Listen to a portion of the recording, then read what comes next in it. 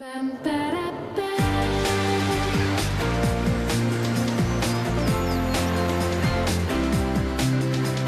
if you think you grew up with strict parents, imagine if your father was the top spy catcher and terrorist interrogator with the Department of Defense for 28 years.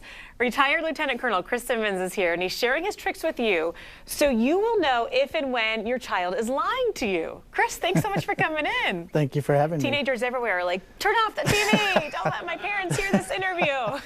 Pull the plug. So okay, for 28 years, this is what you did for a living.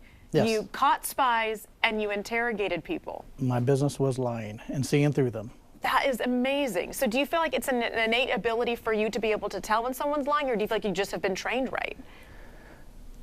More so the training, because the average person, you're only marginally better than a coin toss in distinguishing fact from fiction.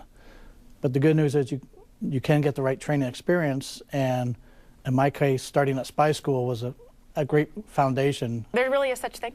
There really are several such things. How many kids do you have? A total of 6, 3 of my own and 3 stepsons. 3 of your own and 3 stepsons. And what are the age ranges between these kids? My youngest daughter is 16 and the oldest son is 27. 27 all the way down to 16. Some of them are still living at home with you. And do you find that you have to put these tactics into place in your own home sometimes? Oh, like any other parent, absolutely. Your poor kids. You would think they wouldn't try, but as we were discussing earlier, it became almost an Olympic event because everybody wanted to be the one that could get the gold and beat dad. Yeah, the one that could lie to you and you'd actually believe him. Okay, so I want parents at home to pay attention to this because he's going to tell you right now the signs to look out for in case your child might be lying to you. Okay, so number 1, the deer in headlights look.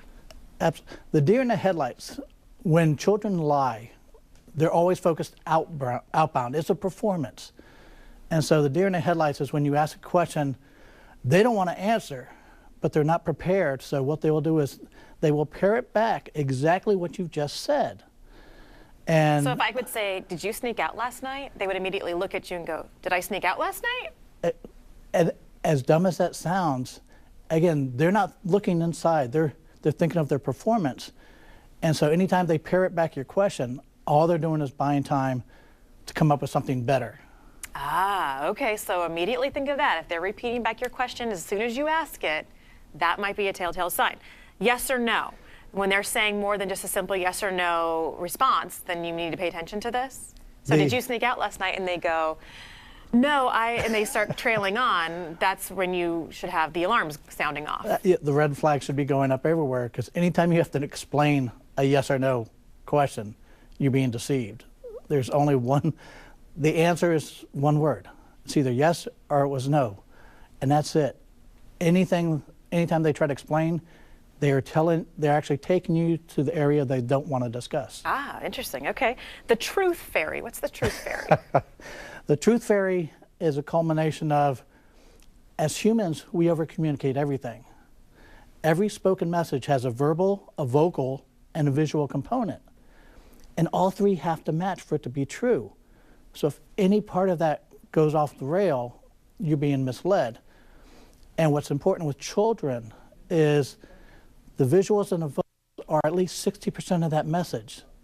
And the more emotionally invested they are in their story, it's going to go higher. So don't listen to the words.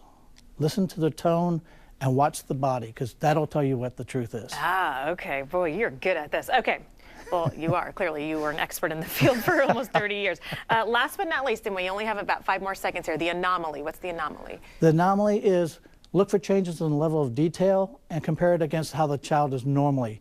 If they're normally generalist, then they'll stay that way. If they're highly detailed, look for the changes. Anytime there's a change, that's the lie. All right, this is really interesting. I know we had talked a long time off camera about this. I know we could continue the conversation even more, but unfortunately we are flat out of time.